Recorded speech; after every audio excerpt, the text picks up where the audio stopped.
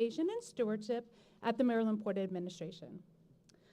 Thank you so much for joining us this morning as we celebrate our accomplishments of the Cornerstone Program, the Dredged Material Management Program, or the DMMP. We have a very dynamic agenda ready for our meeting today. As we do each year, we'll do a look back over the past year and what occurred over the past year, and we will also outline our priorities for 2026 and the years ahead. This year's Science and Stakeholder Voices panel will spotlight stories that highlight MPA's strong ties to scientific innovation and its ongoing commitment to stewardship through collaboration and partnership. So before we begin, I just wanted to express my gratitude to our Medgar Harbor Hospital partners for hosting us again at this wonderful location and for continuing to be such a valued partner. Thank you so much for your continued support and making today possible. Okay, so today's meeting is being live streamed, and we appreciate those of you that have joined us and tuned in online. Let me note just a few best practices that will help our meeting run more smoothly.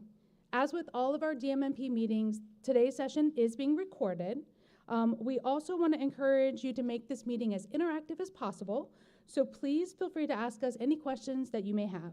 To ask a question, simply just raise your hand and one of our staff members will come and bring you a microphone so that all of our attendees can hear your question. For our online attendees, please submit your questions to ecoport@marylandports.com and our staff will reply as soon as possible. So as most of you know, the Dredged Material Management Program develops and implements sustainable, climate-resilient solutions to address the Port of Baltimore's ongoing need for a 50-foot deep channel system that supports waterborne commerce and its associated benefits. The DMMP also showcases our collaborative efforts. Your involvement and dedication to this program inspires everyone at the MPA, and it's also essential to our success. Together, we address challenges, we find solutions, and we enjoy the mutual benefits of our joint investments in the port and our communities. The Office of Navigation, Innovation, and Stewardship has made significant strides in a year of stewardship fueled by science. The expansion of the Cox Creek and Masonville dredge material containment facilities are affording additional capacity and were completed on or ahead of schedule. Construction of the Midbay project proceeds apace, and we continue to make progress on implementing full-scale reclamation of dredge material for innovative reuse and beneficial use at the Cox Creek Sediment Technology and Reuse, or STAR, facility. 2025 has been a year of exciting successes, but not without its challenges. Funding across the state is constrained in ways that have not been seen since the pandemic, and there is limited availability for federal grants that once supported outreach and non-mission critical initiatives. These constraints necessitate challenging prioritization of projects, and it underscores the need for adaptive, resource-efficient strategies. At the same time, current placement capacity, even with the successful completion of recent expansion projects, is not sufficient to handle both ongoing maintenance dredging and new work placement, new private sector work without straining our harbor placement sites. These conditions emphasize the importance of developing long-term solutions, such as large-scale innovative reuse and beneficial use, while maintaining transparency and engagement with our communities. As we look ahead, we remain focused on securing long-term capacity, aligning with major infrastructure efforts such as the Howard Street Tunnel Expansion Project, and ensuring that the DMMP continues to be a model for responsible, science-based, community-informed management of dredge material. So despite these challenges, the DMMP has proven to be resilient. It remains on track for this year, and it continues its positive momentum into 2026. We hope this meeting will offer valuable context for everything that took place in 2025 and gives you insight into what lies ahead. Together, we aim to boost Maryland's economy, improve the quality of life for our citizens, and protect the Chesapeake Bay for Marylanders. Okay, so before we proceed with our agenda, I'd like to acknowledge those of you that serve on our DMMP committee committees all year long. As I read the committee name, please wave your hand if you're a member. I'm going to start with the DMMP Management Committee. Okay. The Hart-Miller Island Citizens Oversight Committee. Okay. The Cox Creek Citizens Oversight Committee. No. Okay. The Innovative Reuse Committee. Okay. The Masonville Citizens Advisory Committee. The Bay Enhancement Working Group. Okay. And of course, our DMMP Citizens Advisory Committee. All right. Thank you so much to all of our committee participants. Now, please raise your hand if you're not on a committee. Come on. Who's not on a committee? There we go. All right. We're extremely grateful to be able to engage with community groups, partner organizations, sister state agencies, and the general public that are interested in the port and the work of the DMMP. Your involvement and commitment make the entire program successful.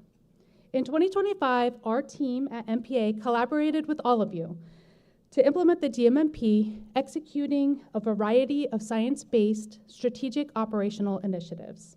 Top priorities were the expansion of dredged material containment facilities, capacity optimization, innovative reuse of dredged material, and stakeholder engagement. We implemented important capacity building projects, and we worked to strengthen our working relationships with the private sector, the federal government, our sister state agencies, and various stakeholder communities. I'm extremely proud of what our staff, our agency, and the community partners have all been able to achieve this year together. And so with that, to enhance our understanding of the port's impact on our region, Mr. Jonathan Daniels, the Executive Director of the Maryland Port Administration, will provide us with an overview of its far-reaching effects.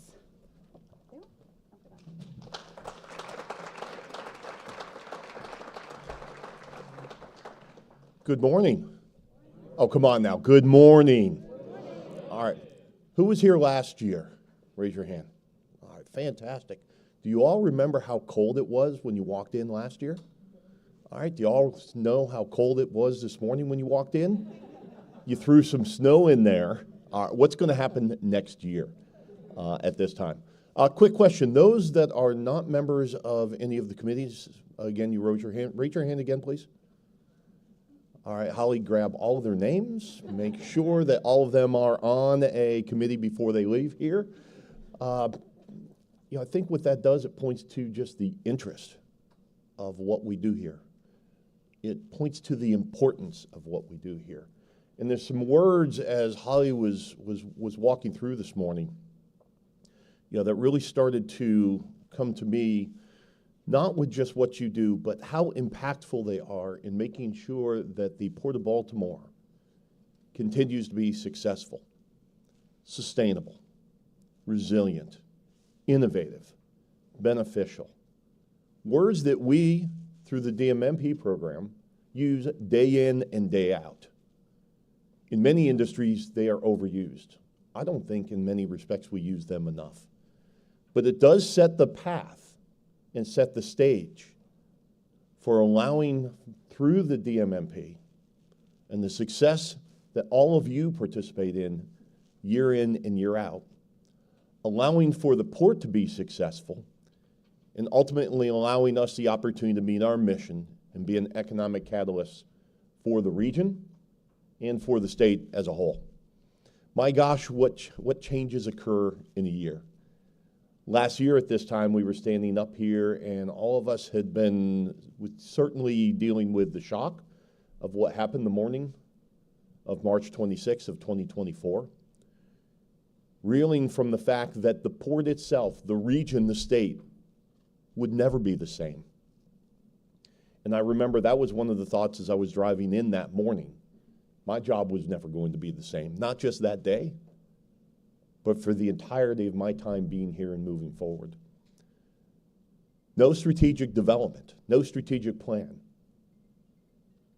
no driven commercial opportunity would ever be in place again without at least understanding the impact of what occurred that fateful morning. Not only did we lose 6 people, 6 Marylanders, as the governor talks about always. It's always about the people first. But it would be the way in which it would change the way in which we do business going forward. And in many respects, it would actually enhance our reputation as a region that continues to be resilient and will not allow ourselves to be cast aside because of a single event.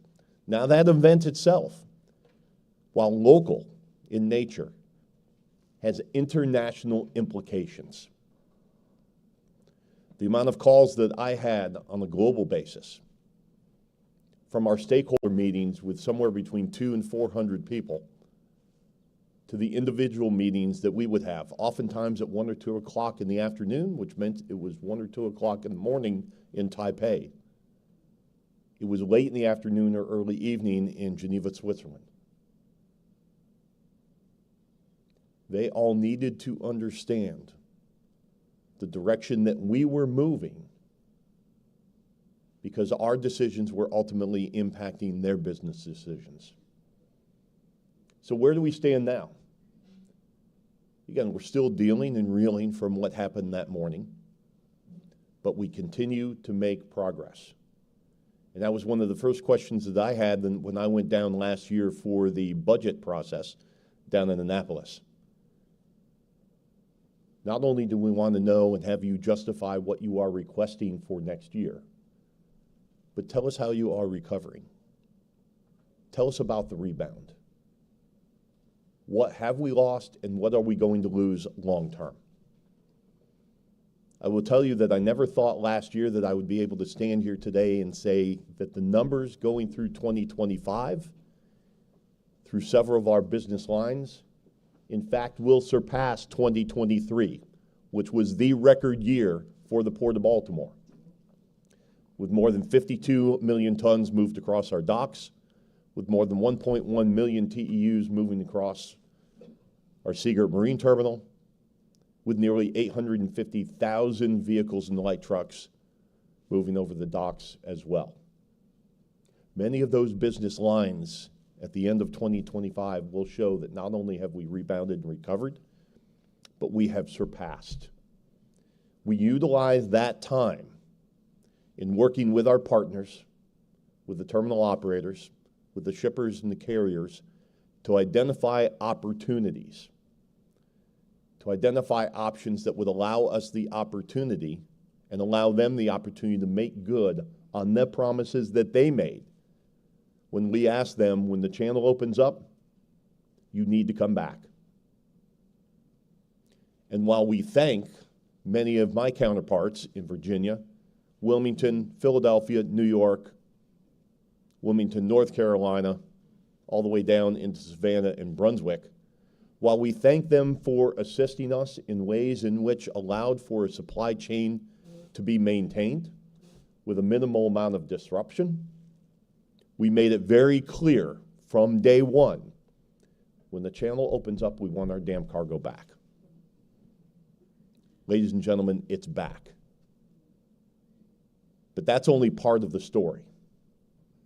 Because we can sit here and we can talk about records, and in many respects, whether it's football, basketball, any sport, or whether it's ports, you're judged by the numbers.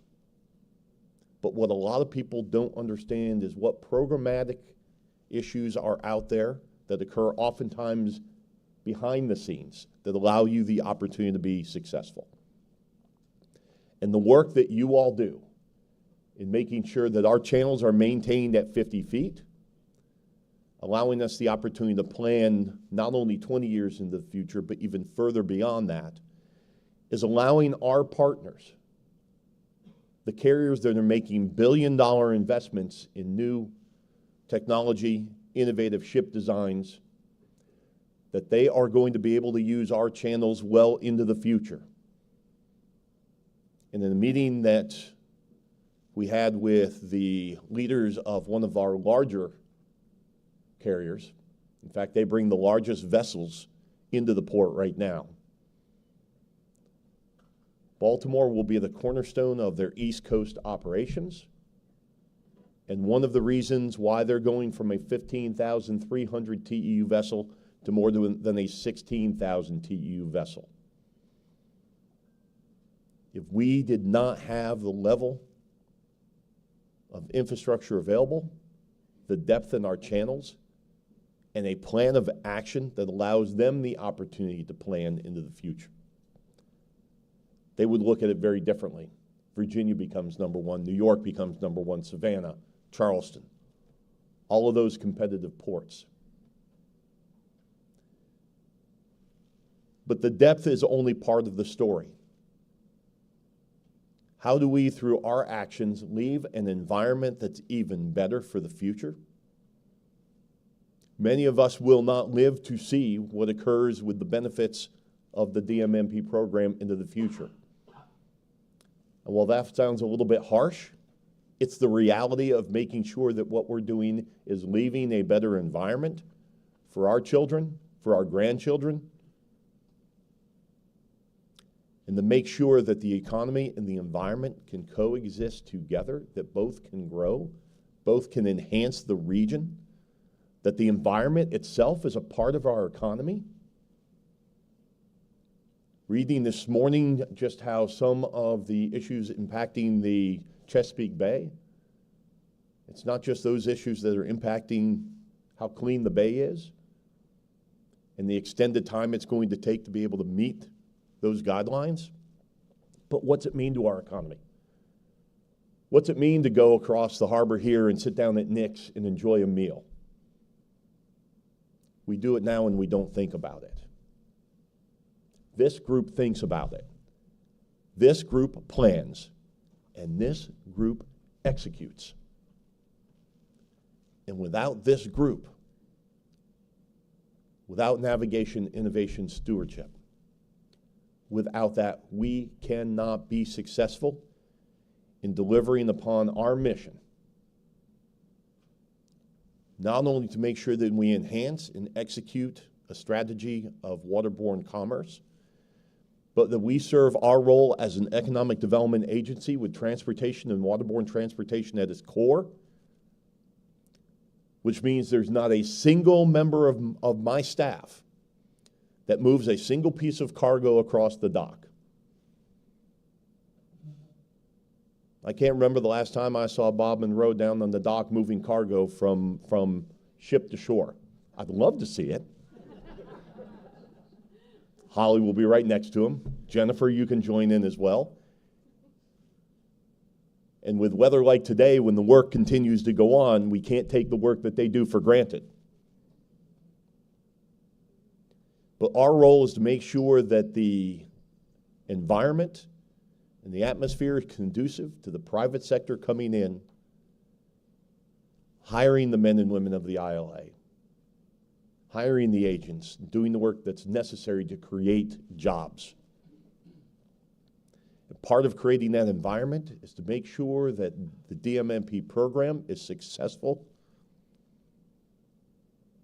so that when Evergreen brings a 16,000 TEU vessel in late 2026 and early 2027, they have no concerns about the ability to be able to traverse our channels, to be able to dock at our terminals, to be able to move the cargo, load the cargo, and depart. As easy as that sounds, not all ports are able to deliver on that. The Port of Baltimore can and does. Not just by the labor that occurs, the lifting, the moving, the grinding that's necessary. That's what people see day in and day out. But it's the delivery of a program like DMMP, which, while it is behind the scenes, is the critical component for our ability to be able to deliver consistency, resiliency, sustainability, the benefits.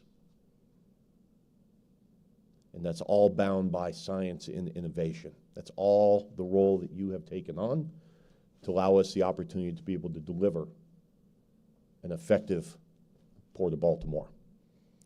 Now, I think I said this last year, but I would be remiss if I didn't again. If you want to find out how important a piece of infrastructure is to an economy, take it out for a period of time. Now, I used to talk about that when I was down at Port Everglades, the third busiest cruise home port in the world. As far as the hospitality and tourism industry was concerned, pull cruise out for a period of time, and you realize how important the flow of people, the flow of resources, the amount of people that depend on that for their livelihood. We found that out that morning. We found out because those people that went home the evening of the 25th woke up the next morning and found out that the shifts that they had been called into the night before no longer existed. And while our channels closed down, our port did not close down. We had men and women of the ILA at the Seagirt terminal doing maintenance, doing work that was necessary, so when we did open up again, that we would be ready. And other work that did not stop was making sure that the DMMP program continued its planning process, continued the implementation process, because we needed to make sure that the channels not only were open, but that they would be able to deliver on a promise that is made to all of them. We have channels that are passable, viable, and allow us the opportunity to maintain a level that brings in some of the largest vessels that ply the waters anywhere in the world.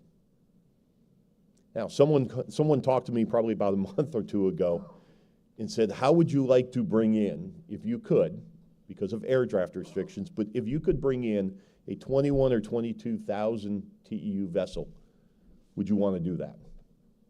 I looked at him, I said, you know what, that would be so cool to look out at the dock and see a vessel of that magnitude. And oftentimes people talk about being big ship ready. Listen, 15,000 TEUs is a damn big ship. It's about being right ship ready as much as anything. It's about not overwhelming the infrastructure, but using the resources that we have. Now, some of the resources and some of the things that are in place restrict us. We'll work through that. We'll continue to work through that. But we will be ready for Evergreen's next generation vessel. We have been for this long period of time. They just celebrated 50 years of calling the Port of Baltimore. I was happy to stand at the podium and talk to them about the fact that we look forward to celebrating the 100th anniversary.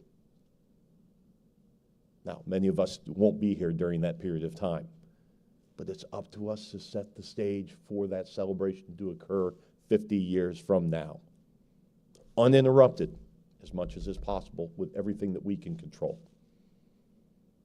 We're going to continue to do that. We're going to continue to deliver, but we have to deliver it together. We have to do it in a sustainable, sensitive manner, backed by the best science that is available, and allowing us the opportunity to tell the story that while many people look at a very destructive process, we see one that allows us the opportunity to be able to grow and to restore barrier islands, to be able to develop an innovative program utilizing the material in an effective and a commercial way to be able to support additional development and construction in the region. It's not just about scoop and place. It's a planning scoop and place. But what's it mean to place? It's setting the stage and creating the model such as Poplar Island. It's looking at making sure that we have the next 40 years of placement in our Chesapeake Bay channels in a way that returns the environment back to the way it was in many ways years ago. It's about shoreline protection. And it's about delivering on a promise that when we take positions within those committees, we're doing it for a reason. All of us are busy. But the fact that you are taking that time to engage in a program that is so important, not just to the port, but to the state, and to the 37 states that receive and send products through the Port of Baltimore. We found out during that fateful morning that this truly is America's port. Not just because it goes back to 1706. More than 300 years old. We have an incredible history here. But it's about setting the stage and making sure that we develop the programs and do it in a way that ensure the next 300 years are even more successful than they are right now, and that they have been. We've been resilient. We also make sure that we properly plan. And that plan may veer off just a little bit because you have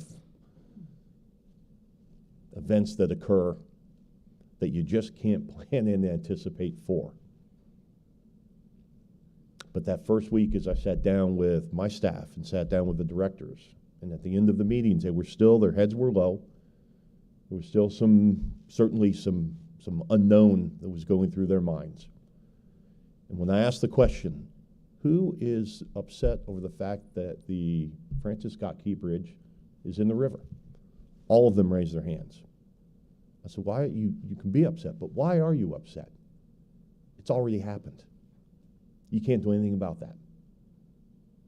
You will not be judged by the events of that bridge going in the water. You will be judged by the way in which you respond to that. This is a port that has responded very well, with record numbers in 2025.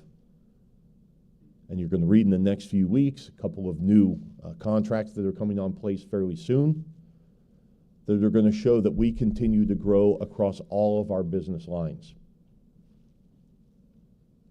Has anybody here ever sailed out of Baltimore on a cruise? Raise your hand. All right, we have a couple here that have done that. You're going to have some new options pretty soon that you're going to be reading about.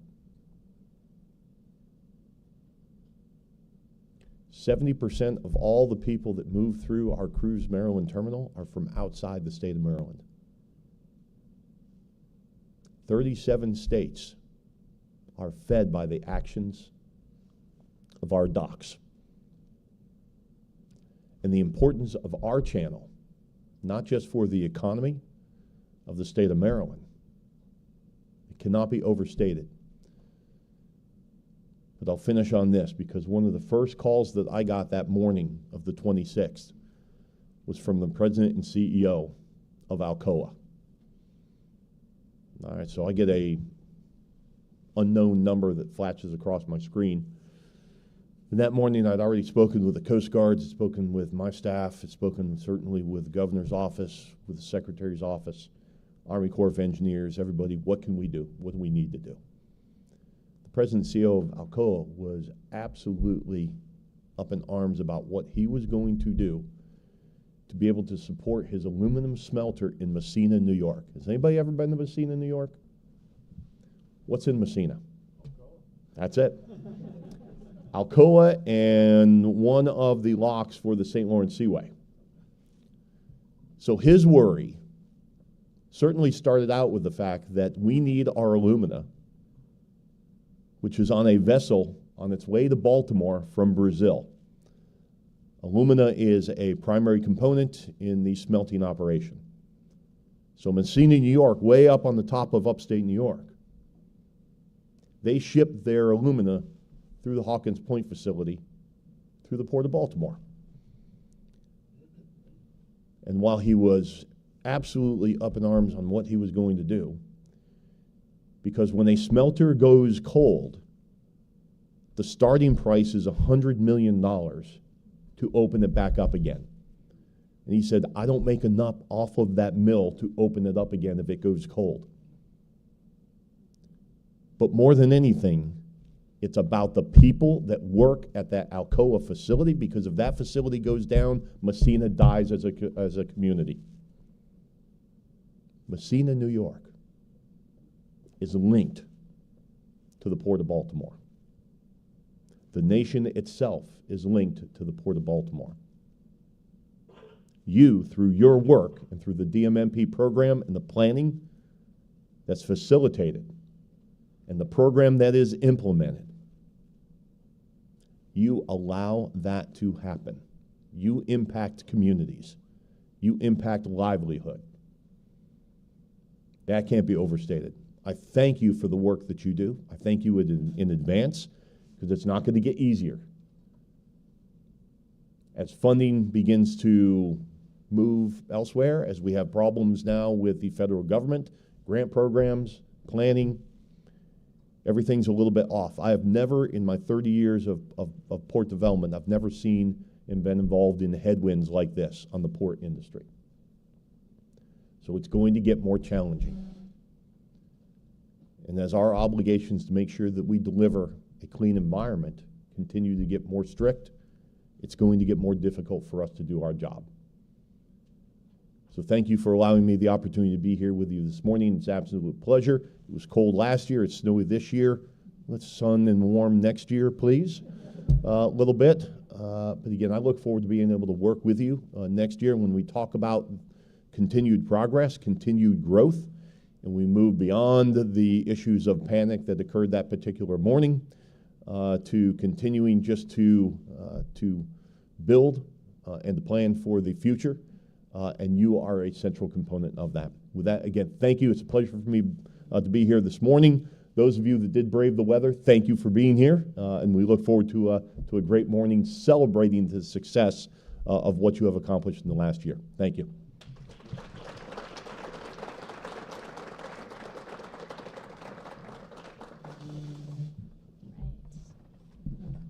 Thank you so much, Mr. Daniels. I would now like to introduce Darren Swift, the Deputy Director of the Office of Navigation, Innovation, and Stewardship, who will highlight key milestones from the 2025 Dredged Material Management Program's annual report. Darren.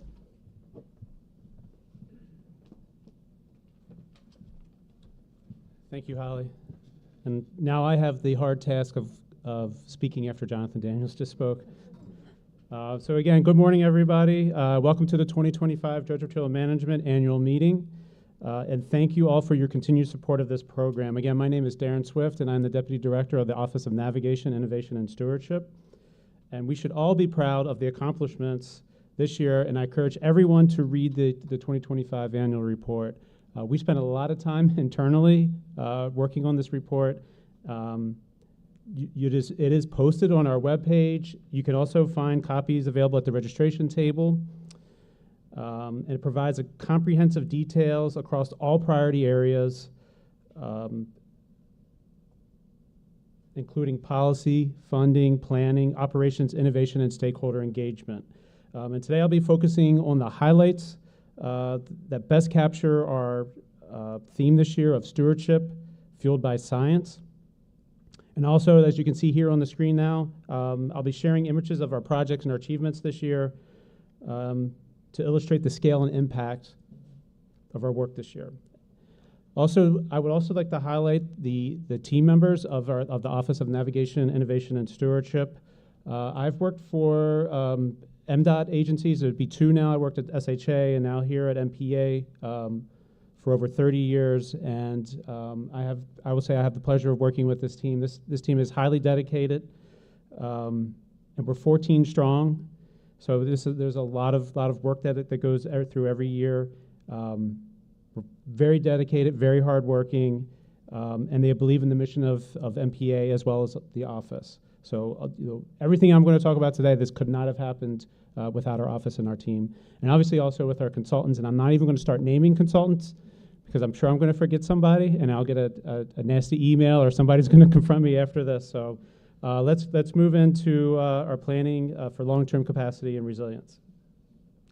The rolling 20-year capacity planning effort reflects a science-driven approach that ensures dredged material placement capacity while building resiliency for natural habitats, our communities, and all the DMMP sites through the state fiscal year 2045.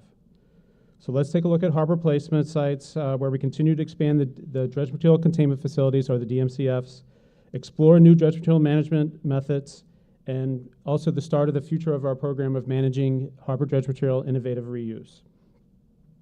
At our Cox Creek facility, the expansion elevation of plus 60 was completed in 2024.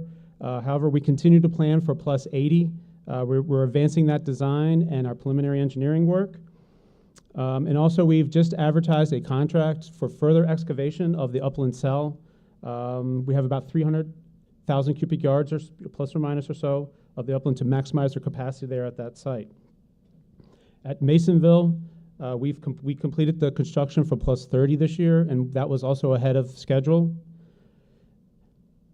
And the design for plus 42 has been completed, and we should be advertising a contract here very soon and be moving into construction, say in mid-2026 or in the summer of 2026. Both plus 80 and 42 would be the final elevations of both those dredge material containment facilities. We also, and the video went pretty quick, but we also explored a new method of managing dredge material this year by diverting dredge material directly into geotubes, and we have now named that process the DIG process. We love acronyms, being a government agency, so we challenge ourselves there to come up with that. So we had to dredge, or MPA had to dredge between Seagirt Marine Terminal and Dundalk Marine Terminal, which that body of water is Colgate Creek. We had limited capacity in order to manage that material, and that project produced a little over 165,000 cubic yards of material. So we were looking at alternate ways to manage that material, and that's where we came up with, and you can see on the video here, it's very impressive to see the scale. We offloaded that material straight into geotubes to dewater that and dry that material to make it available for innovative reuse. And we have some very interesting projects in the Baltimore metro area that we will believe will be supplying that material to when it's fully dried. Unfortunately, I would say right at this point to go over to Kelvin at the hour table, but he is not feeling well today. I'm sure he's watching right now at home, but you can catch me after the meeting, and I can talk a little bit more about those IR opportunities with the Colgate Creek material. And if you have any questions or you want further conversation, please go see Bertrand at our Cox Creek expanded table, and he can talk to you more about those expansion projects that are occurring at our harbor DMCFs. Now, looking at the future of harbor dredge material management is our innovative reuse program. We really believe we are primed to put this into action now and make innovative reuse a reality and a practicing method for managing dredge material moving forward. To the point of that we are currently actively planning to start our recovery efforts this year by starting the 5-year scale-up period in this fiscal year. The goal is to recover a total of 1.2 million cubic yards over the next 5 years from the Cox Creek DMCF. Also, we've updated our innovative and beneficial use strategy from 2020. We've accomplished a lot of those recommendations, and that new strategy was just approved by the executive committee in a meeting in late October. And we're also wrapping up our research and development phase. We have the last 2 projects out of 9 that will be, one will present in February and the other one will present in March of next year, and that will complete our research and development projects. And it's from these projects that we're really seeing what that scale-up possibility is. These were all proof of concept projects, and from there, one of the aspects was of scalability. We're seeing a lot of promise in those projects that we've executed through that research and development RFP. We've also secured a material specification with State Highway Administration as well, and this just furthers more opportunity for innovative reuse of dredge material. We made progress at our STAR facility, or the Cox Creek Sediment Technology and Reuse Facility. We are moving through the remediation phase, and this facility will be a dedicated industrial scale part processing site for private industry to reclaim capacity from the Cox Creek DMCF to ensure MPA has a rolling 20-year plan for harbor dredge material. Part of that, of how we're going to get there, was in early September, we advertised a request for information for the STAR facility, and we have been receiving great interest since advertising that RFI. And that RFI will close here on December 19th. Again, we're very excited about the innovative reuse program. Please come in. You can grab me after the meeting, and we can talk further about all these great initiatives that we are doing through the innovative reuse program. So just like Cox Creek Star Facility represents the long-term future of management of harbor dredge material through innovative reuse, the Mid-Bay projects serve the same role for Maryland Chesapeake Bay approach channel material, ensuring capacity, resilience, and restoration at scale. So the Mid-Chesapeake Bay Island Ecosystem Restoration Project, also known as the Mid-Bay Project, is a top priority for the Maryland Port Administration. It's one of the clearest examples of stewardship fueled by science, where ecosystem restoration, dredge material management, and stakeholder engagement converge. The Mid-Bay Project is 2 islands located in Dorchester County and are being constructed near the remnants of James Island and Barron Island. The project will ensure the capacity of Maryland Bay channel material, providing placement for the next 30+ years. And this project is more than placement capacity. It's the next generation of leadership and beneficial use that the Maryland Port Administration and the U.S. Army Corps of Engineers started with Poplar Island, which is an international model for beneficial use of dredge material for restoration. Just like at Poplar, the restored islands will provide over 2,000 acres of restored remote island habitat, including 1,200 acres of tidal wetlands. In early 2025, approximately $72 million in federal funding was secured, ensuring the project could advance on time. At Barron Island, Phase 1 construction has been completed. Phase 2 is currently underway, with the first inflow of material from the Honga River in 2026 through 2027. James Island is in Phase 1 design is complete, and MPA has been working hard this year to obtain the necessary permits for construction, and just recently received the draft permit review. I would like to say a big thank you to the Maryland Department of Environment for your ongoing collaboration, support of this project, which is critical to the state of Maryland. We are all excited about what's to come and know that continued stewardship will be required to maintain the support needed at the state, federal, and local levels. Before I move into community engagement, please go see Amanda and her team over at the Mid-Bay table, the Poplar Mid-Bay table, to learn more about our island restoration projects. So we spend a lot of our time talking about engineering, permitting, cubic yards of dredge material, but that's only half the story. People and communities are central to shaping our operations and sustaining the dredge material management program's impact. Our investments in people through education, access, and workforce development are building long-term capacity in the communities that we serve. In 2025, the Maryland Port Administration hosted over 600 events and engaged over 18,000 community members. Our education program reached over 11,000 students, including 469 class groups. It's programs like the Youth Birding Camp and the Masonville Cove Links Wild STEM internship program continue to inspire young people to connect with the natural world and maybe see themselves in this work in the future. And for the 7th time, the Maryland Port Administration collaborated with the Baltimore Port Alliance to host a hiring and career expo. And this year's event was the largest to date, with over 300 job seekers and 43 employers in attendance. At Masonville Cove, we celebrated the designation of a Chesapeake Gateway Network site, linking the site to national platform for conservation and heritage.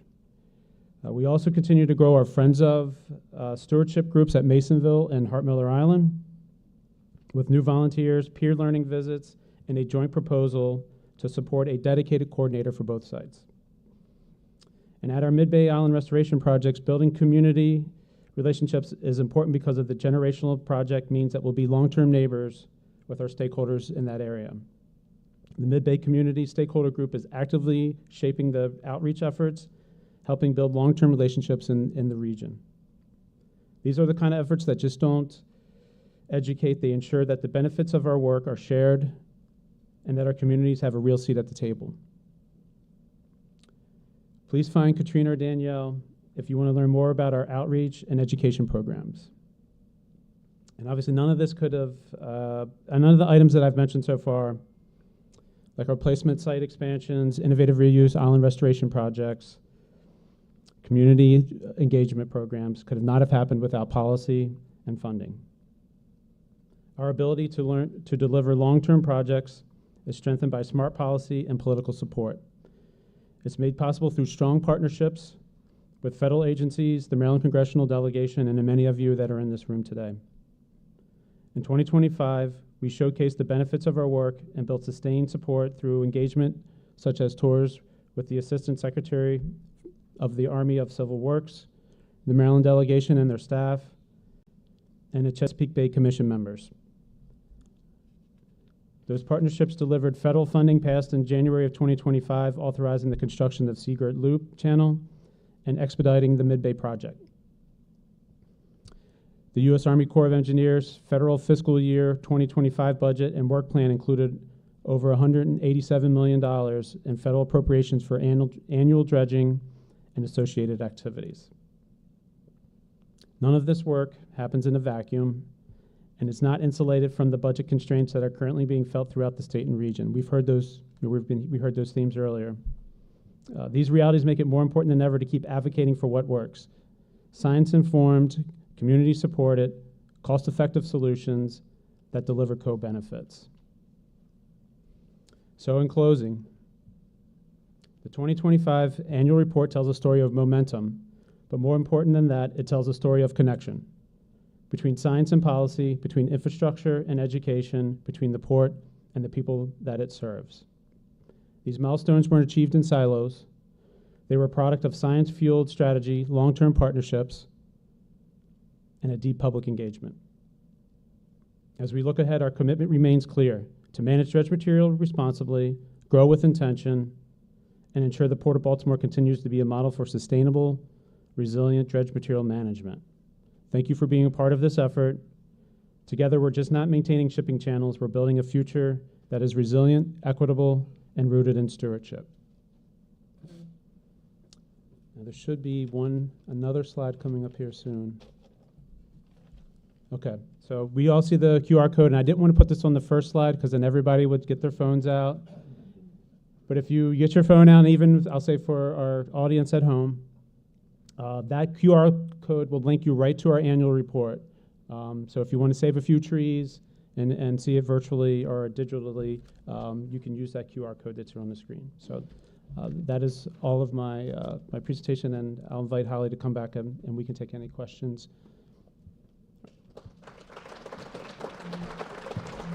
Great job, Darren. All right, so are there any questions for what Darren presented on, the annual report, anything that you've heard so far today? I want to just pause here before we move into the next part of our agenda. If you do have any questions, just raise your hand. We can take your questions. If not, I'm not seeing any questions. We will go ahead and move on. Go ahead. Yes. Curious about the Cox Creek facility and the geotube placement. So how many yards of material was that? And was it heading into the water for beneficial or innovative? Okay, great question. Thanks, Chris. It was roughly about 165,000 cubic yards you saw in that video of the large geotube field. Some of those in our IR opportunities, we have to close out our Hawkins Point South Cell DMCF. We were going to use some material for that. With our expansion project going to plus 42 at Masonville, I think we're going to place some material in the Kurt Iron Slip and then incorporate that into the construction. And then also, like right across the river here with the Baltimore Peninsula project, we've been in conversation with them, and they need a lot of fill material. So we're very hopeful that we can walk all those things out, and then we'll be able to innovatively reuse all 165,000 cubic yards. And I just want to repeat what the question was so that folks can hear. I'm sorry. That he just was curious about the geotube project, what the cubic yardage was for that project, and where the plan was for the material to go.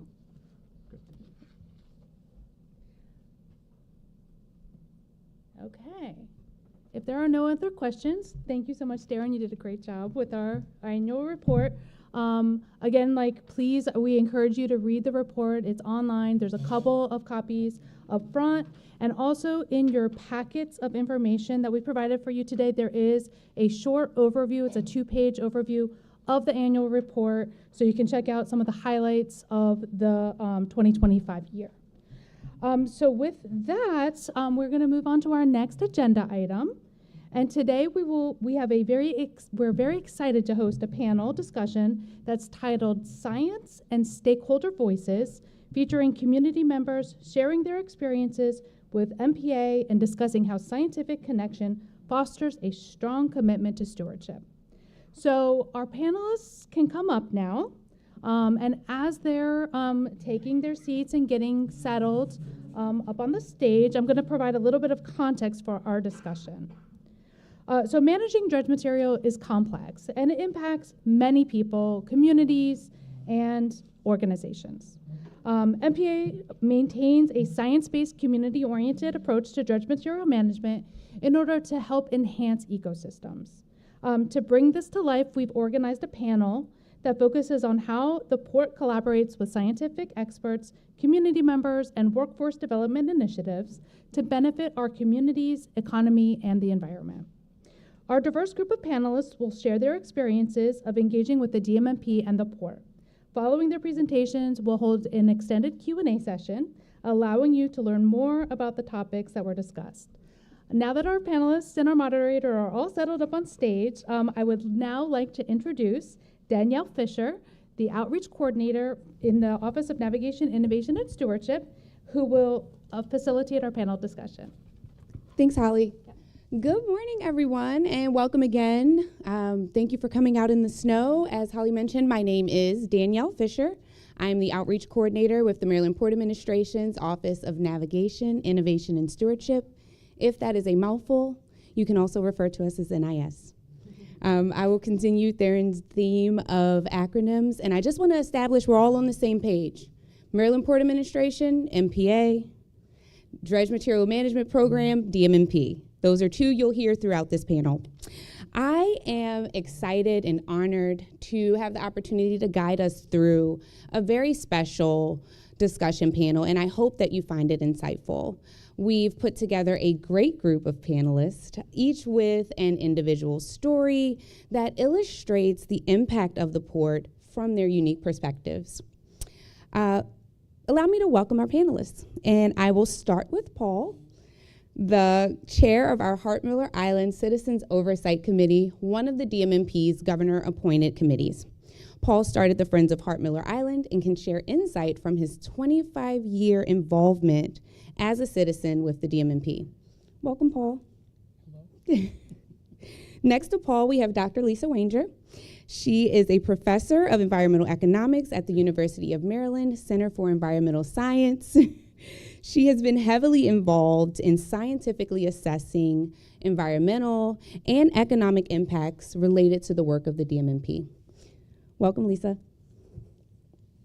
And last but never least, Kadia Ndiaye is an education professional with a wide spectrum of expertise. She plays a pivotal role as the intern mentor for the Masonville Cove Links Wild STEM internship, connecting workforce development opportunities with new audiences through real-life application.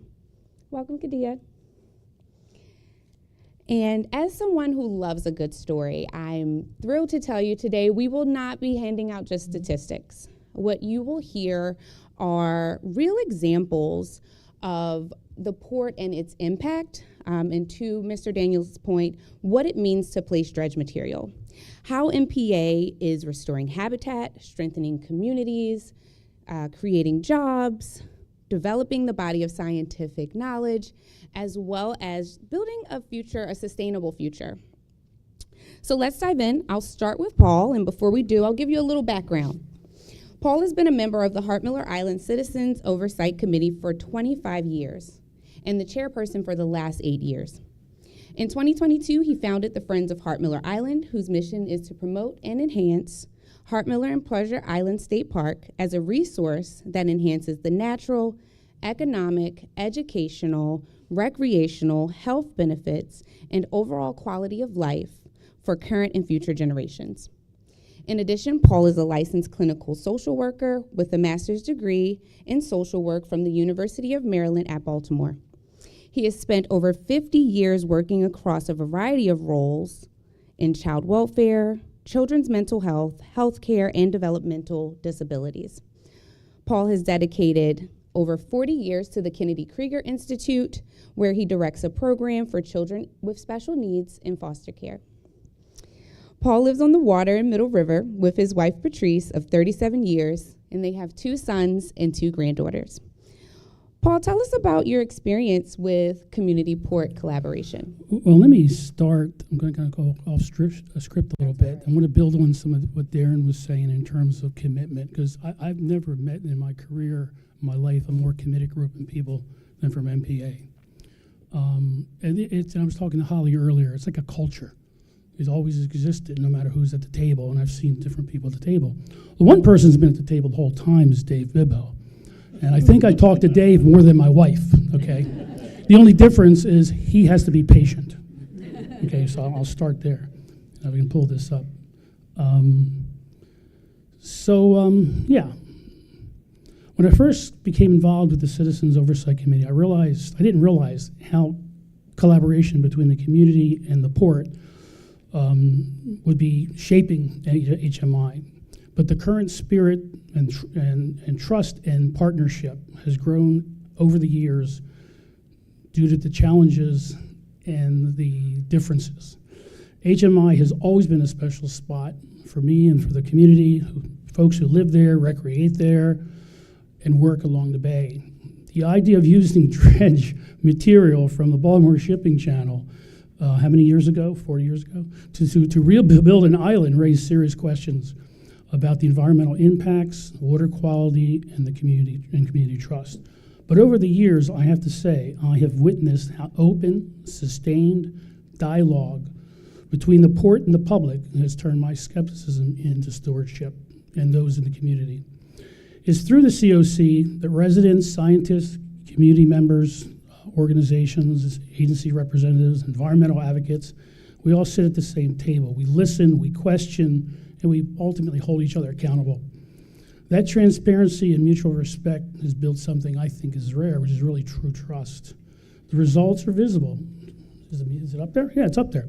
Hart Miller has transformed into a living, thriving wildlife habitat, a recreational treasure, and a living example of beneficial reuse done right. As a chair of the Friends of Hart Miller Island, I've seen how this collaboration has extended far beyond the policy discussions. I see volunteers, families, school groups, exploring trails, observing migratory birds, learning how restoration can heal both the ecosystem and communities. Every time I walk the trails and shorelines, I'm reminded that this is a success story, okay? And it didn't happen by accident. Okay, it happened because people came together and shared a shared vision about the bay. So community and port collaboration, believe me, is not always easy, okay? We've come a long way. We still have a ways to go.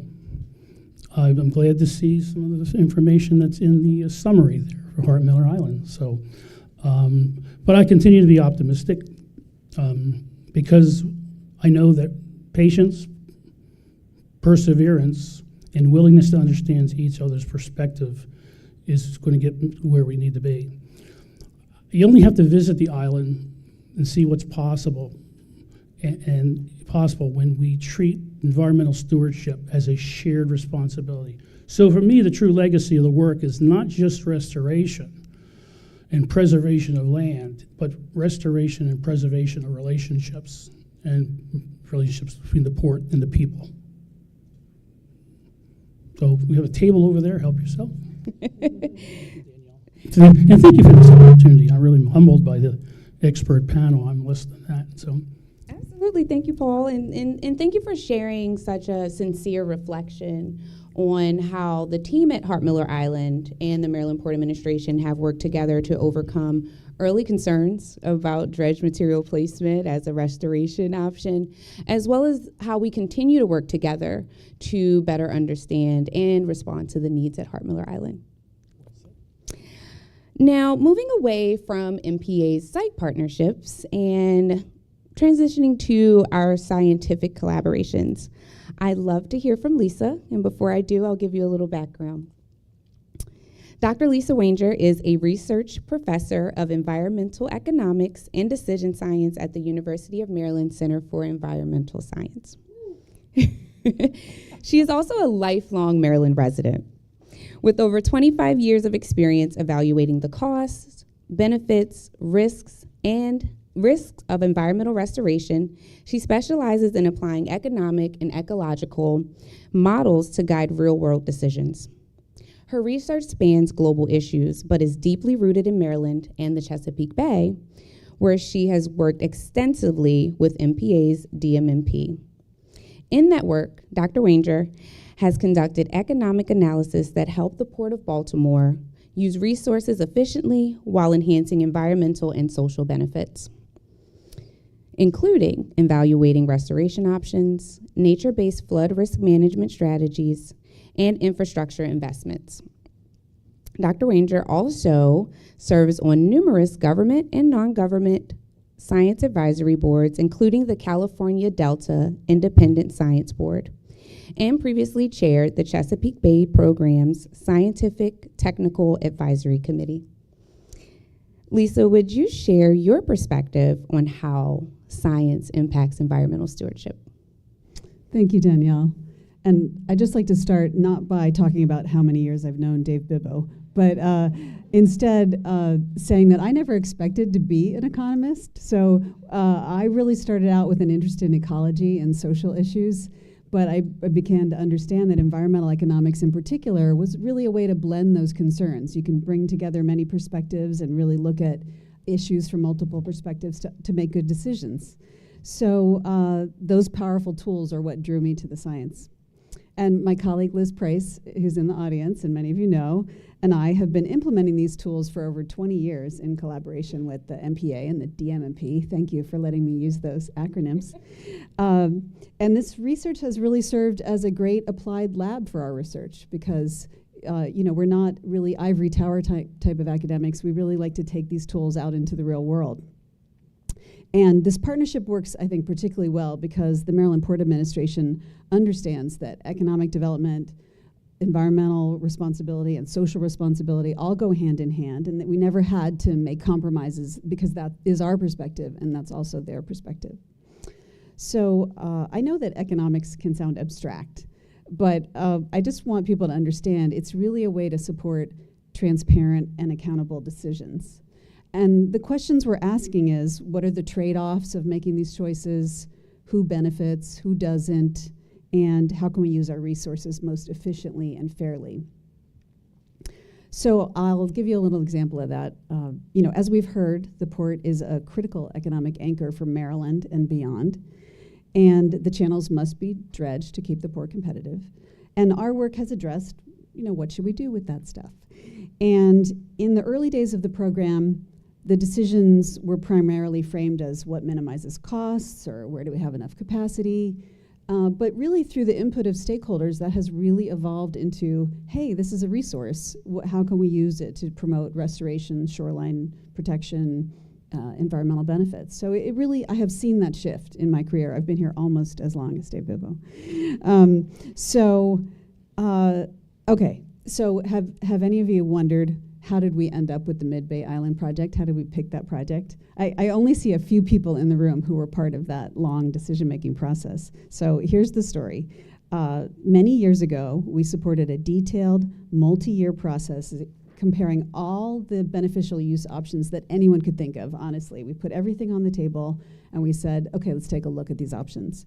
And we engaged a broad stakeholder group that included government agencies, natural resource agencies, regulatory agencies, environmental nonprofits. Chesapeake Bay Foundation was at the table, and a ton of technical experts, as Darren alluded to. They're still involved. And that group compared 10 main categories. Are we going to put this on the land, in the ocean, Are we going to do environmental restoration? Are we going to make products like bricks out of it? All those things. And these projects were screened using a series of environmental indicators, and also how much capacity, and then we also brought in the idea of risk. And a representative group sat down and said, okay, technically what's risky? Are these projects going to succeed? Or also politically, are they risky? Do people disagree about the risks of these projects? And so anything that was really risky got taken off the table. And then we moved forward with analyzing the remainder. And we looked at them from an economic perspective, which is cost effectiveness. But we didn't try to put all these different benefits in dollars. Instead, we used a benefit index, and we said, okay, these different projects have different benefits measured in kind of different units than dollars. And we compared that to the costs, and you can kind of plot them. You know, you get this plot. And what you're looking for is low cost, high benefit. That's everyone's favorite. But then you can also have high cost, high benefit, where the costs and benefits balance. And what really popped out was that James and Barren Island had really high cost effectiveness, particularly when lumped together. So that's how we ended up with that project. And so I hope this helps you see that economics is really kind of a team science and an integrative science. You know, one of the things we did to support that project was to go out and talk to charter boat captains whose areas might be affected by the project, and we had them draw on maps, where do you like to take people fishing, and let's see if we can avoid those areas or at least minimize any impacts to those areas. So we're bringing in just all these different perspectives, including things like what property is protected, how many homes are disrupted if we do certain things, or protected, helped by this project. So, you know, all of this goes into making safer, more sustainable choices and supporting MPA in their choices. And I just want to say, much like Paul brought up, I've just really enjoyed working with MPA, that they really do listen to the stakeholders and try to take their needs into consideration. And they also really welcome us academic partners, even if we sometimes have inconvenient truths for them. And so I just think it all leads to better adaptive management of how we're moving forward with the DMMP.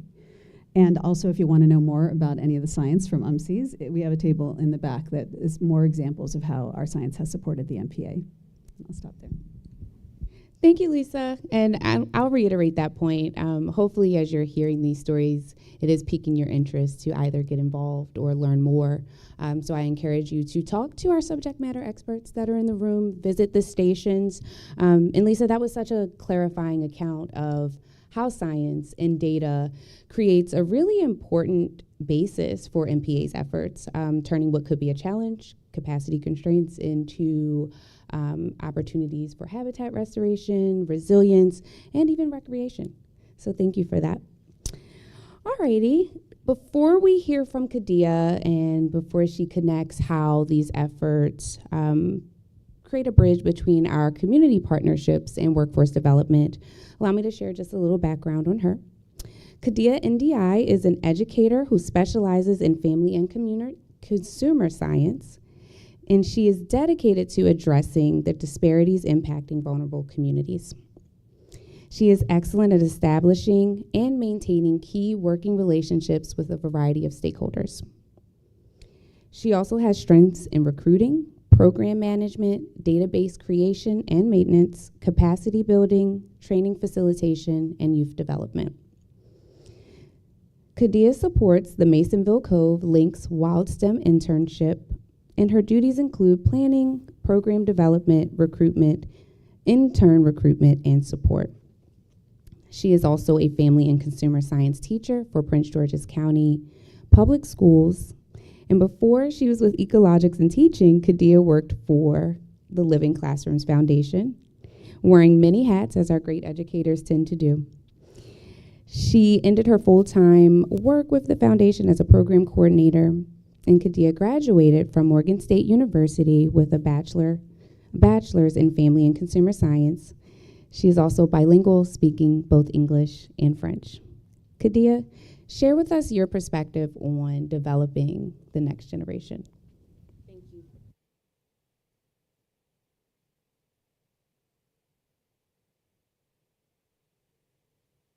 Thank you.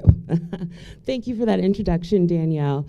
And it's a pleasure to spend my first snow day of the school year with you all here at the annual meeting. When I think about workforce development, especially in maritime and environmental fields, I think about access. Access to mentors, access to the feeling that you belong in these spaces. And as a Wild STEM summer internship leader at Masonville Cove, I've seen firsthand how powerful that access can be. Each summer, we welcome a group of students to explore connections between science, community, and the Working Port of Baltimore. And it's been really nice. We've had an amazing group of students the last few summers from local HBCUs with all sorts of different majors. And many of them have grown up within sight of the harbor, but they haven't had the opportunity to step foot on a working terminal or to meet a ship pilot or collect data from the shoreline. Through hands-on learning, field work, and behind-the-scenes experiences, we open the door to what a career in maritime and environmental sciences can look like, and more importantly, who it's for. One of the highlights for me is watching our interns' confidence grow. During our work with port partners and MPA staff, I can see their curiosity turn into ambition. They begin to ask questions, not just about the what of the work, but the how they can get there, how these paths exist, how their unique interests fit into a much larger picture. For many, it's the first time they've seen themselves reflected in a professional setting tied to water, the environment, and just the communities that they care about. One of the moments that always sticks with me every summer is when we go up to the World Trade Center and we get to spend some time with MPA staff, and just seeing our interns in the boardroom, seeing them in that space and how they start to take it in that this could be them one day, that they could be making some of these decisions. One of our interns last summer, Jermaine, said, "Any environment where I can be heard and listened to is one where I can grow and thrive." And we've also had other interns tell us how much of a uplifting and motivating experience the internship is. And some of our interns who never even thought about having a career in conservation start to think about it more. It piques their interest. And these reflections aren't really just like feel-good reflections. They're indicators of workforce alignment.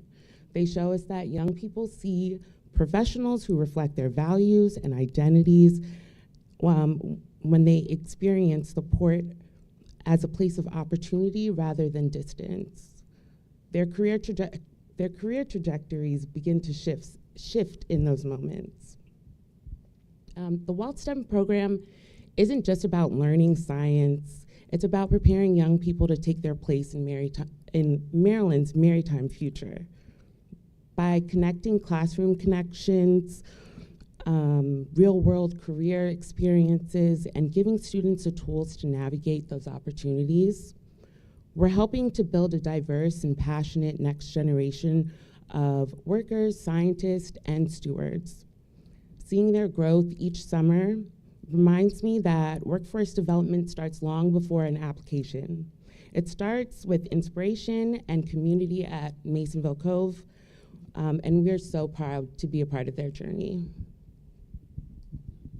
Amazing. Thank you, Kadia. I've always admired the work that you do with the interns, so thank you for that. And thank you for sharing those powerful quotes and responses from the interns. I think it is a true testament of how the port connects maritime industry partners with community members, all in an effort to support and grow our economy and grow the next generation of stewards and maritime industry professionals. I recall their visit to our office. We learned from them just as much as they learned from us. Alrighty, so we have heard unique individual stories from each of you, and I would like to bring your voices together in conversation and explores some of the bigger topics that you've brought up through your perspectives, which means I have questions for you guys. It's that time. I know you do. I know you have answers. My first question, what do you see as a common thread between these efforts? From habitat restoration to scientific advancement to workforce development. And Kadia, I think I'll pitch that one to you. To me, when I think about the common thread, programs like WildSTEM really create exposure, and that exposure is so necessary to see how young people can make connections to understand where they fit in this environment. And that matters because many of the MPA projects are long-term projects, as we've mentioned before. Earlier today, I think Mr. Daniel said, leaving a better environment for our children. It's really important that we start our investment in young people early to have some sort of ownership of the work that's being done here. Because a lot of the people who will end up working in these initiatives, they're still in school. They haven't even graduated yet. And what I love about the WildSTEM program is that it not only teaches environmental concepts, but it gives students mentors and professional skills and real opportunities to contribute. It makes them feel like they have space, like they can take up space in these spaces. So the thread that connects all of this is empowerment. When we open the door early and give young people a sense of belonging and a sense of purpose, they don't just become future workers, they become future stewards who will help to sustain these efforts for generations. Thank you. Paul, would you like to chime in? It looked like you wanted to chime in. Oh, of course, I'm a chimer. No, I'm just at awe listening to Dia. I think the three are intertwined. I mean, you can't have one without the other. I really think it's important. And if we don't have a good workforce, if you don't have adequate workforce, you're not going to have the science, you're not going to have the restoration. So I think workforce is critical. I look at my work with the COC and Hart Miller. I mean, what created the trust and the transparency was the data. Without the data, without the science, I'm not going to, that's what I was looking for. That's what we were looking for. Prove to me. And then where we want to get is where Katia is, and getting folks out in that island. That's the shift from the COC to the Friends. We need to replicate some of the things, and I'm really eager to do some collaboration around that. So. Thank you both. I think an interesting theme that you brought up is how data has expanded both youth possibilities for what they can do in a maritime industry, what can be done, as well as expanding community members' possibility and belief in what can be done through this operation that you may not think of if you're not involved. So thank you both for those responses. Next question. How do you feel these commitments reflect MPA's commitment to stewardship or science while balancing the need to keep the port open? As we know, it is an economic engine for the state of Maryland. And Lisa, I'll start with you. Thank you. Yes, I think what I've seen, as the part of representing the creators of science here, is there really is a commitment to supporting the science we need to deliver on the goals. And I'll just give an example from Poplar Island, and I'm sure some people in the room know about this, but one of the major benefits of Poplar Island is bird nesting habitat. So, MPA could have just built the island, put in the right vegetation and walked away, but they kept looking, is it working? And they found out that a lot of the early nests, the first year that the birds were laying their nests, a lot of the eggs were being destroyed. And people had theories, maybe some raccoons got over, what is going on? And they invested in the science to discover that it was other birds killing the eggs. And so they realized, they did a couple things in the short, they did a lot of things in the short term, but the long-term goal had to do with vegetation management, and they figured all that out, and they invested in the adaptive management. And honestly, it's one of the best uses of adaptive management I've ever seen. Amazing. Thank you. Oh, Paul, you. Well, yeah, I really do think, like I said earlier, I think all decisions in life maybe need to be data-driven. I mean, I come from a soft profession, social work, but we have evidence-based practice. If my program doesn't work, we should be doing something else. So I think all decisions really need to be based in science to create that transparency. So I think that's key. That's absolutely key, and I would come back to that. So. Thank you, and that's a great point, Paul and Lisa. Thank you for sharing that interesting story. I think some of us may have not known that. I know our birders are especially happy to hear that we figured out how to save those nests at Poplar Island.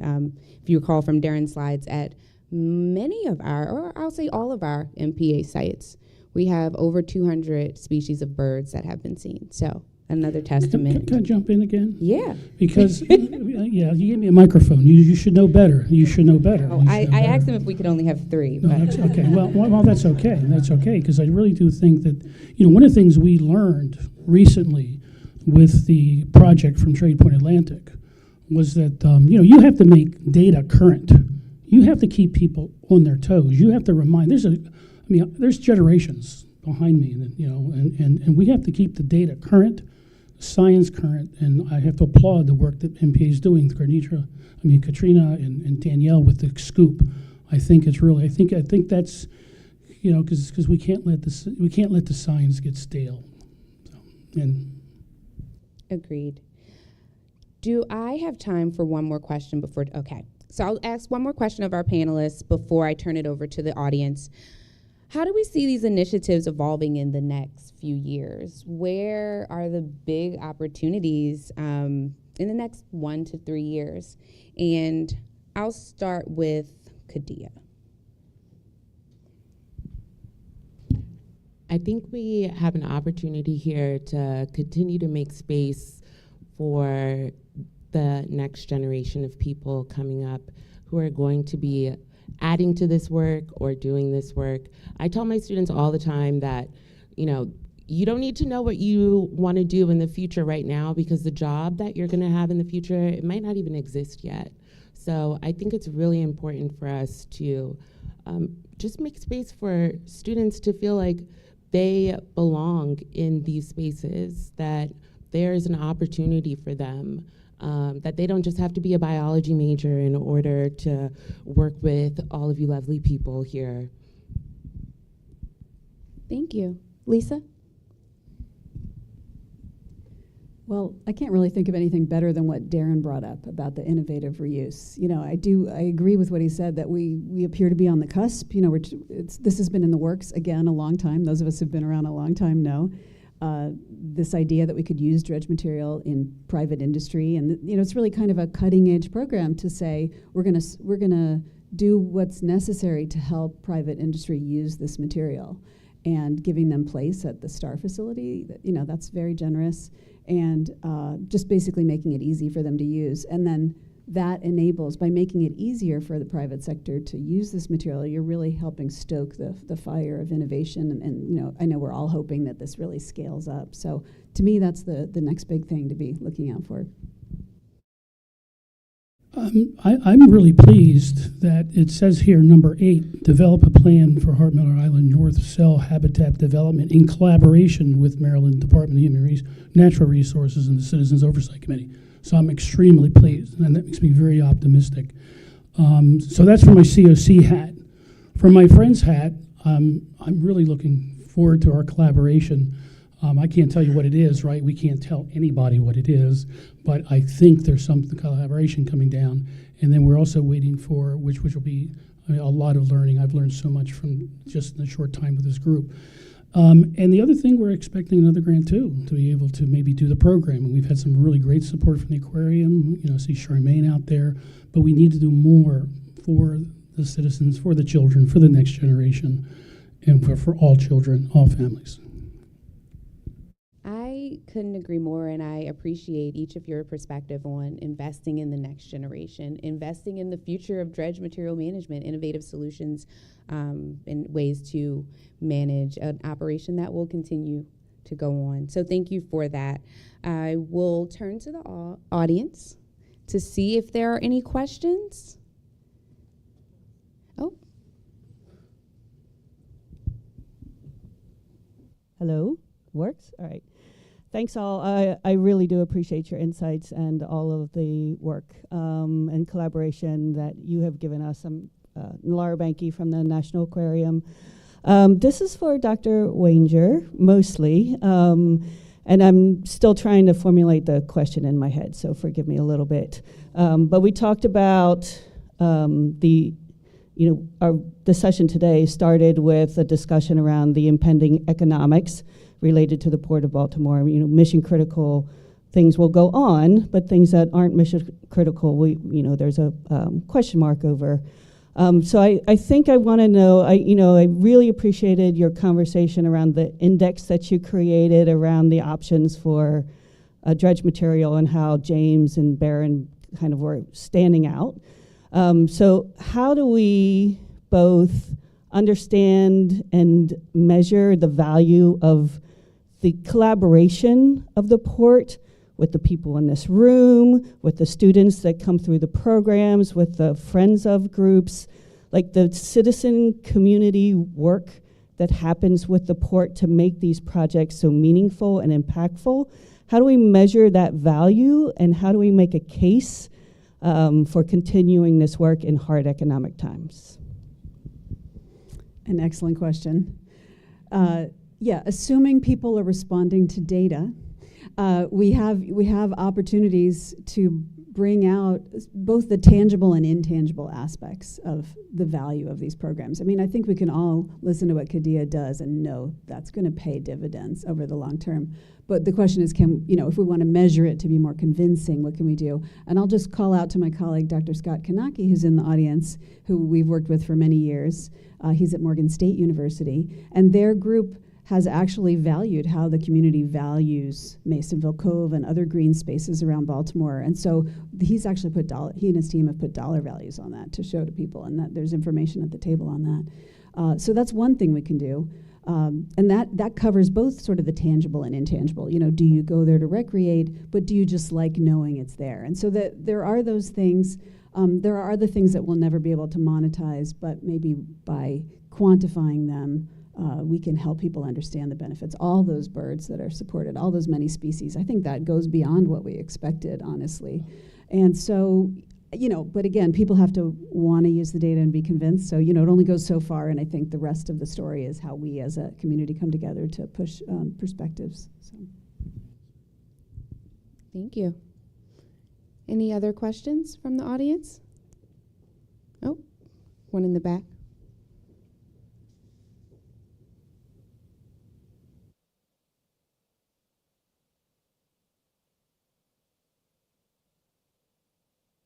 My question is, we're always talking about the Port of Baltimore, but we have tributaries that empty into the Chesapeake Bay that contributes to the conditions for the dredging constantly in the Chesapeake Bay. What are we doing to overcome the tributaries that empty in to the Chesapeake Bay that need to be dredged? I have mentioned numerous times to different people over a condition of Back River. It's the most disastrous river that there is, overpolluted and whatever to be. And I also mentioned that we need to open up the Hart and Miller Island situation there to receive the dredge material from these tributaries.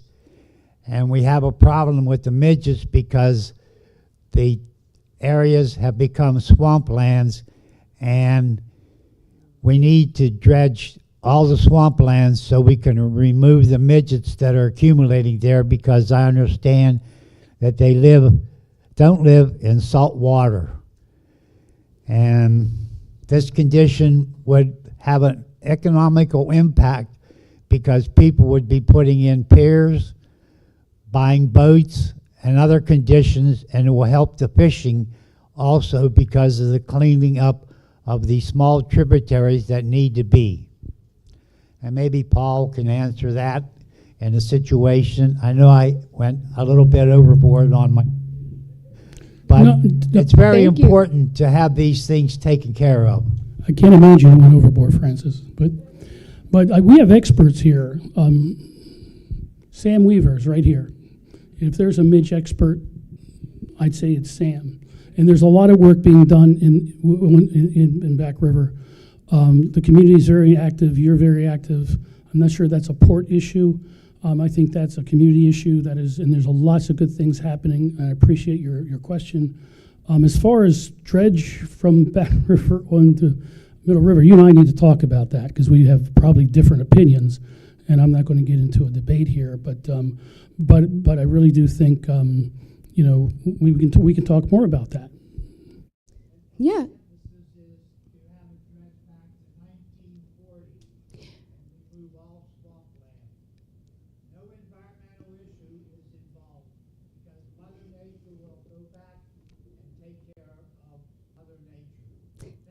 I think that's a Interesting great thought. point.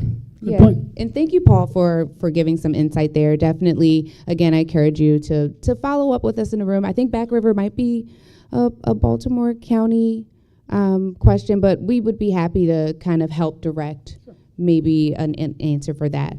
All right, I think that might wrap up our time on stage. I want to first say thank you and show my gratitude to the panelists here for openly sharing your experiences with the DMMP and really providing different perspectives and insight on what it looks like to balance economics with stewardship and science with stewardship and investing in the next generation and having community input. So thank you for that. To our audience, thank you for your attention. Thank you for your questions. Again, I hope you are inspired to learn more and get involved. I encourage you to visit our website, maryland-dmmp.com. Also, before you leave, if you did not have a chance already, please stop at our stations. If you're wondering where to start, we've made it really easy. Stewardship starts here. They're ready to talk with you. Thank you. A big round of applause for our panelists.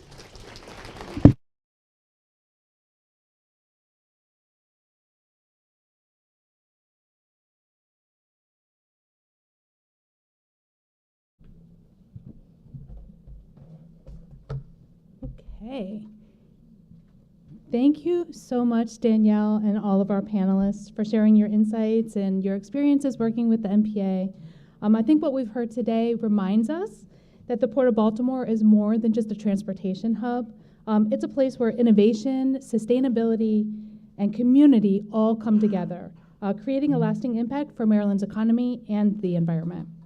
So before I move on to our next agenda item, I did want to recognize Delegate Regina Boyce, the Vice Chair of the House Environment and Transportation Committee, who joined us today. We greatly appreciate your support of the Port of Baltimore and the Dredged Material Management Program. So thank you so much for joining us today. Next, I would like to introduce Dr. Fernando Morales-Wilhelm. He's the president of the University of Maryland Center for Environmental Science, and he will now present the Dredged Material Management Program's recommendations for 2026.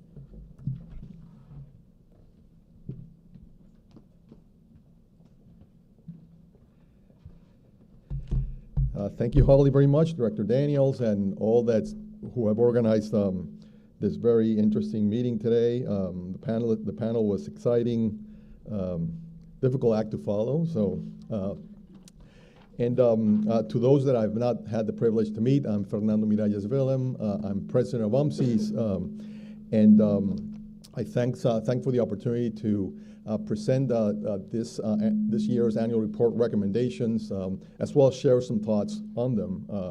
I serve, in addition to being president of UMSIS, I serve as the liaison between the management and executive committees of the DMMP. And each year, the DMMP Management Committee puts forward a series of recommendations to guide the continued progress of the DMMP, and my report to you today shares these recommendations. 2025 has been a strong year for the DMMP, as you heard and witnessed in the previous interventions. I think thanks to the work of the DMMP committees at large and the Port strategic investments and long-term planning, we continue to see the real measurable progress that you've heard about today.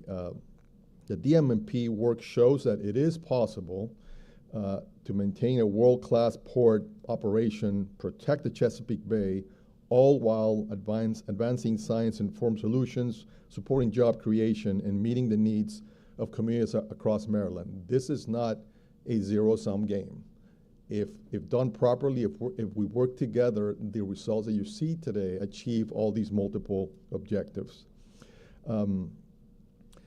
The 2025 annual report that you have in front of you, and you have a summary in the package that you got in your desks. There's one of the pages that has more colors than the other. that is the synthesis of the report on one side, and on the back it has the recommendations in the report. And as alluded to earlier, you're free to pick up and peruse a full copy of the report before you go out. As we have done in previous years, we have categorized the recommendations into three groups: funding and policy, planning and operations, and outreach and education. I won't read them to you in detail. They're fairly short, they're fairly succinct, but in the interest of time, I won't read them to you. But I will highlight some of the key elements contained with them. And the first recommendation highlights that in order to keep the Port of Baltimore competitive and sustainable, the DMMP must secure strong funding and enabling policies that allow us to maintain our channels. This includes support for critical projects like Mid-Bay and advocating for favorable provisions in the upcoming legislation. The second funding and policy recommendations aligns the DMMP with Maryland's climate goals of 60% greenhouse gas reductions by 2031 and net zero emissions by 2045. This recommendation emphasizes reducing emissions and dredging and placement operations and ensuring funding is available to implement these improvements. The third recommendation focuses on looking ahead, ensuring there is enough placement capacity and that this capacity is matched with projected dredging needs over a 20-year rolling timeline. This is key to ensure strategic forecasting and sustainable planning.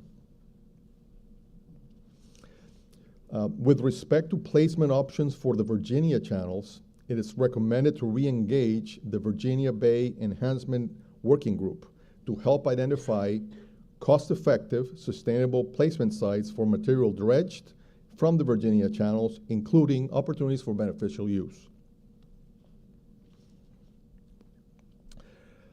Recommendation number 5 keeps the emphasis on applying best available science to scale nature-based solutions, like island restoration and living shorelines, in DMMP planning.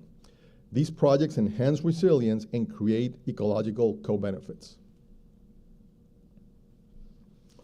Our sixth recommendation stresses the importance of working with the Bay Enhancement Working Group to make beneficial use more predictable and easier to implement in Baltimore Harbor. Following rigorous pilot testing and experimentation, recommendation number 7 scales up innovative reuse, turning dredged material into valuable resources for things like construction, fill, and environmental restoration. The Port's STAR facility and the State Highway Administration partnerships are key levers here.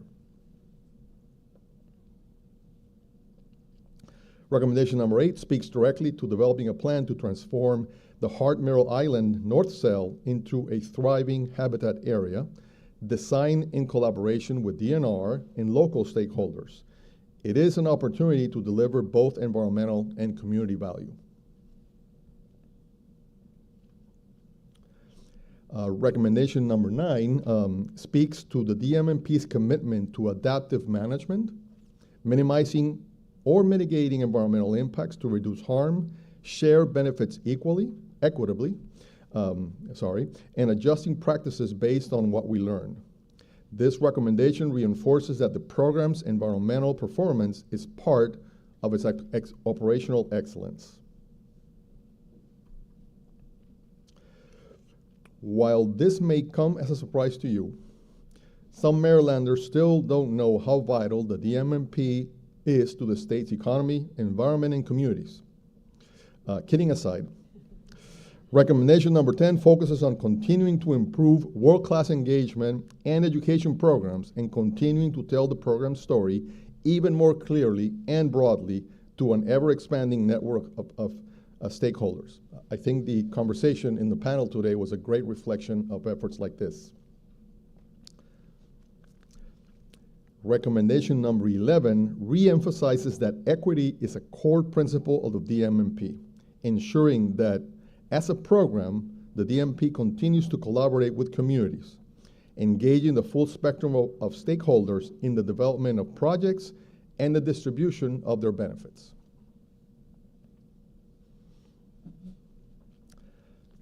Decision-making in the DMMP must remain transparent, participatory, and responsive.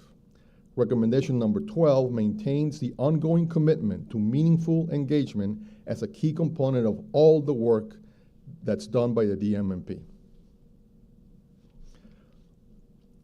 These recommendations collectively represent a vision shaped by science, strengthened by collaboration, and grounded in the deep commitment each of you here today brings to this program.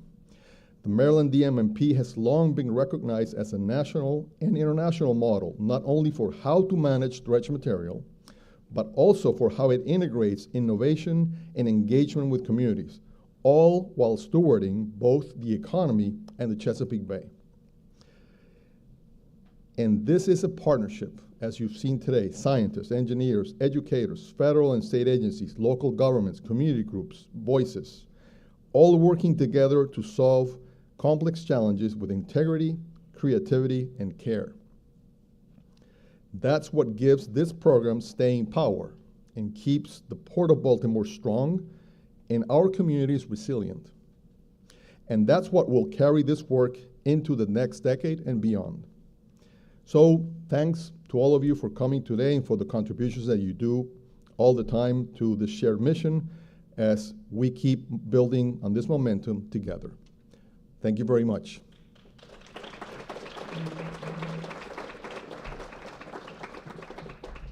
And don't forget to read the recommendations and the report. Thank you, Holly. Back to you. Thank you so much, Dr. Morales-Wilhelm. And thanks to all of our management and executive committee members for their considerable contributions to the DMMP, including these recommendations and the annual report. So as you've heard today, MPA has been working with our stakeholders for more than 2 decades to develop cost-effective, innovative, and environmentally sound science-based long-term placement and capacity solutions. We've met expected and unexpected challenges, and we remain steadfast in our commitments to Maryland communities as stewards of our economy and the environment. As a result, the Port's programs will continue to have positive impacts in and around the Chesapeake Bay, improving habitat for native plants and animals, and positively impacting the lives of Marylanders. Looking forward, we know that our strategy, our team, and our partnerships with all of you will lead to solutions that benefit our stakeholders and ensure a thriving Port of Baltimore. Okay, so we're always looking to increase opportunities for engagement, so please check out the full schedule of our 2026 Dredged Material Management Program meetings. We've included that in your packet, but it's on, it's the next page after the agenda, and it's also available on our website, so please check that out. You can add them right to your calendar from the website if you want to do that. This brings us to the end of all of our presentations for this morning. I want to say a special thank you to all of our speakers for their excellent presentations today and to our team for putting together such a great meeting. This doesn't come together without a lot of hard work, so I really want to say thank you to the team. And let me especially thank all of you for the privilege of your partnership and your unwavering commitment to the DMMP. We're extremely grateful for your service, your interest, and your dedication to the process, and I'm especially thankful for the gift of your time in participating in the numerous committee meetings we have throughout the year and meetings like this one today. So this collaboration helps us foster a brighter future and continuously demonstrates that a healthy port can benefit not only the economy, but also our communities and the environment. So thank you so much for being part of this vitally important effort, for supporting us, for challenging us to do better, and for remaining committed to this important cause. As we wrap up, I invite you to please explore the displays that are around the room and learn more about our projects directly from our project managers. They're more than happy to answer any questions that you might have, and they're really the experts on these projects. For those of you that are watching online, if you have any questions regarding what you've heard today, please email us at ecoport@marylandports.com, and we will respond to your questions as soon as possible. And one last thing before I dismiss everyone, please take a moment to fill out our feedback survey. We've provided you with a paper copy in your packets. You can fill that out and drop it in the box on your way out this morning, or you can scan the QR code that's on the screen and fill out the survey digitally. If you're an online participant, you can also scan the QR code. We'd love to receive your feedback. And so with that, I just want to thank everyone so much for joining us this morning, and I wish everyone a very, very happy holiday season. Thank you so much.